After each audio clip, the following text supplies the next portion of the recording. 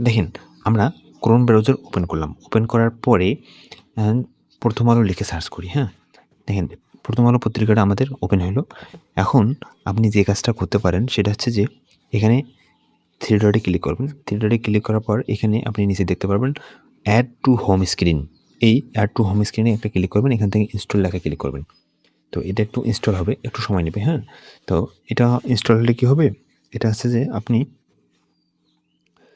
এখান থেকে খুব সহজে এখন আপনাকে আর প্রতিবার হচ্ছে যে লগ ইন করতে হবে না এখানে, মানে সার্চ করতে হবে না। দেখেন এটা হচ্ছে যে ওপেন হয়ে গেছে।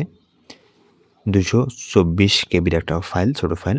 হ্যাঁ, এটা আপনার এখন আপনি যদি এখানে দেখেন এই যে প্রথম আলো, এখান থেকে আপনি সরাসরি প্রথম আলোতে প্রবেশ করতে পারবেন। ঠিক আছে? এরকম আপনার যেকোনো সাইট আপনি এই কাজটা করতে পারেন। ধরেন আমি আরেকটা ওয়েবসাইট আপনাদেরকে দেখাই। সেটা হচ্ছে যে আমি ব্যবহার করি Adobe Podcast, হ্যাঁ? এই Adobe Podcast এটা ব্যবহার করি। তো এটা আমরা কি করব? ওপেন করব। এটা হচ্ছে যে ব্যাকগ্রাউন্ড রিমুভ করে যেকোনো ভয়েস থেকে, সুন্দর একটা টুলস, আপনারা নিশ্চয়ই জানেন।